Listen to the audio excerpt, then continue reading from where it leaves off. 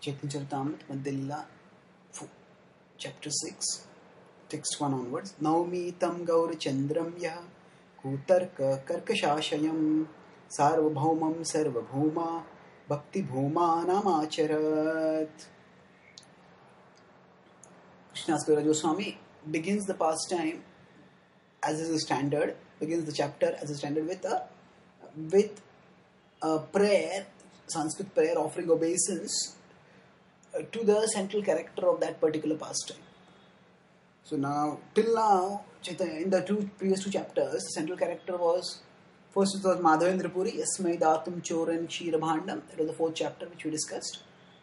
Because it is not Chaitanya Mahaprabhu's activity so much that were described in the previous two chapters. It is a great devotee Madhavendra Puri, for whom the Lord performed a special pastime. And in the second case, it was Sakshi Gopal who was offered obeisances.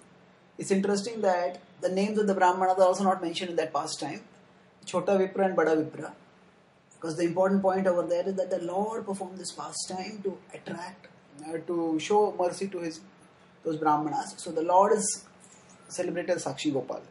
Now in this particular chapter, it is Chaitanya Mahaprabhu who will be the central character, and he will be acting in extraordinary ways to deliver Sarvam Bhattacharya. And accordingly, Chaitanya Mahaprabhu here offers obeisances, or Krishnadas Kaviraj offers obeisances to Chaitanya Mahaprabhu as the deliverer of Sarvam Bhattacharya. Naumitam, I offer obeisances to that Gaurachandram, that Lord Gaurachandra, Lord Chaitanya, who is like a moon. Kutarka Karkashashayam. Kutarka. Tarka is logic or argument. Kutarka is bad argument. Karkashashayam. So, his heart had become hard because of bad logic, bad argumentation.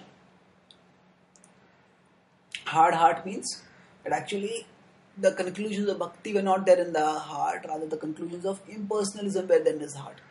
Utarka Karkashashayam. And now, normally, our knowledge, our intelligence, our argumentation should make us more and more convinced about Krishna and thus become attracted to him and thereby soften our heart. But in the case of impersonalists, their argumentation makes them think that there's a reality other than Krishna or beyond Krishna, and that's why their heart doesn't become soft towards Krishna. Rather, they think that softness of heart towards Krishna, that bhakti of Krishna, is a sign of that I am still in illusion, because all forms are illusory, and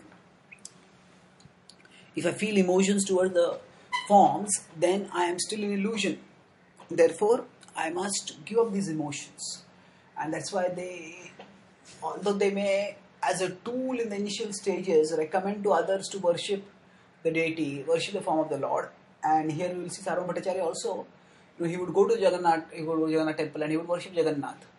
So it's not that they completely wholesale reject deity worship, but they reduce the deity worship to something which is meant for people at a lower level. And this way their heart becomes hard. Kutarka Karkashashayam. So it's such a hardened heart that was there. What did Chaitanya Mahaprabhu do to him? Sarvabhaumam Sarvabhuma. So we see here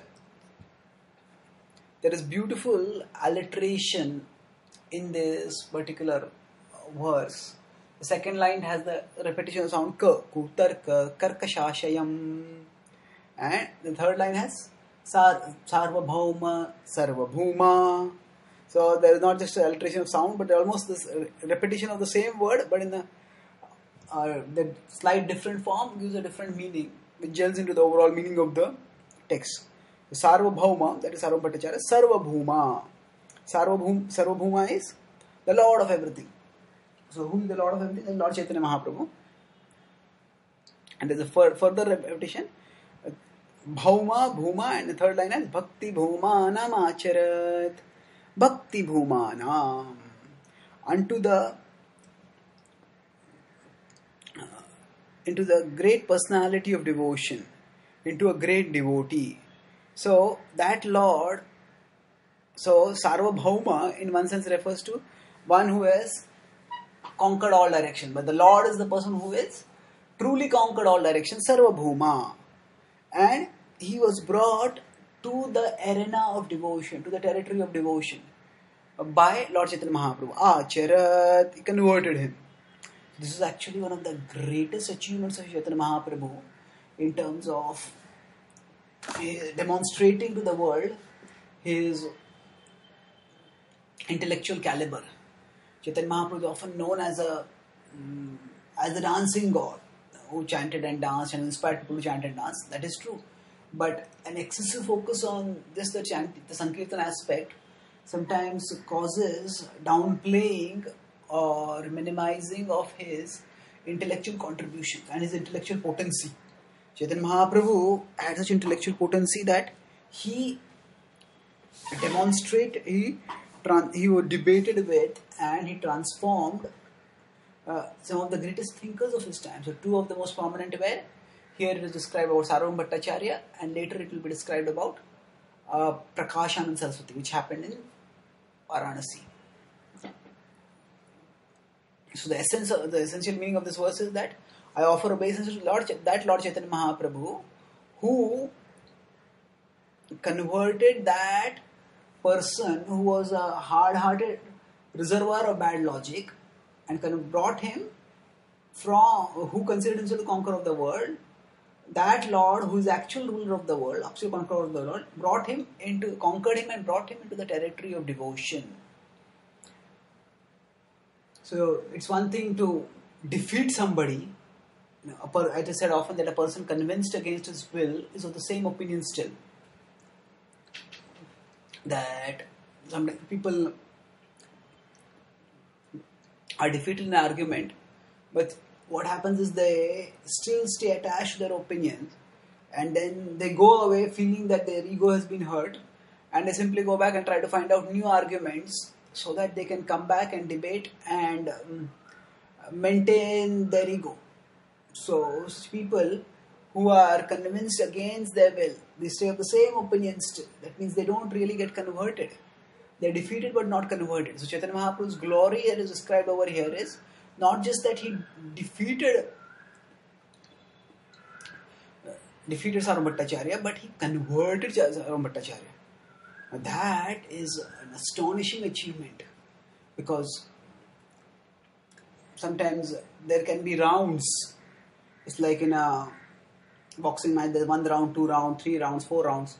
So in one round somebody may be defeated, but that person will come back and fight in the second round and will try to win the second round. So often, even when in some arguments, if somebody would be defeated, that person would come back and debate again, not accept defeat. And Chaitanya Mahaprabhu, we will see in this pastime, he did his actions of debating and defeating Sarvabhauma Bhattacharya so expertly that Sarvabhauma Bhattacharya did not feel a loss of ego, rather he felt transformed and elevated, and Sarvabhauma Bhattacharya went on to become one of the intimate associates of Lord Chaitanya Mahaprabhu in his Puri pastimes. So to preserve the honor of a person while removing the misconceptions requires not just great scholarship but great sensitivity, great compassion. And Chaitanya Mahaprabhu demonstrates through this pastime how bad argument can be defeated not just by good argument but also by great sensitivity and by by humility and sensitivity. With Chaitanya Mahaprabhu, he heard from Sarvabhauma Bhattacharya for the first 7 days, and later on when he also countered, he actually, right from the beginning, he by his humility he told Sarvabhauma Bhattacharya, like, I am like your son and I don't know anything, you are elder and I am young, so you please instruct me about how I should stay fixed in sannyas. And in this way, by placing himself in a humble position and by being sensitive not to directly refute Sarvabhauma Bhattacharya, and by hearing from him for 7 days, he opened his heart. And then when Chaitanya Mahaprabhu spoke, and Sarvabhauma Bhattacharya was ready to give a hearing to Chaitanya Mahaprabhu's explanation, and because his ego was not in the defensive mode, Chaitanya Mahaprabhu's humility and sensitivity had ensured that his ego was not closing his intellect, just trying to defend itself. So Chaitanya Mahaprabhu's reasoning thereafter, he could see the brilliance in that reasoning, and the coherence of the explanation that Chaitanya Mahaprabhu gave. He realized this was far greater than what Shankaracharya had given, and thus he accepted Chaitanya Mahaprabhu, whose argument, and not only converted to bhakti, but he also, because of a special revelation of Chaitanya Mahaprabhu, accepted Chaitanya Mahaprabhu as the Supreme Lord and became his devotee. So converting people is not about crushing them. Bhakti is not about crushing people, but about converting them, about transforming them to a higher level of understanding and a higher consciousness. Through argument as well as through compassion and sensitivity and humility. Thank you.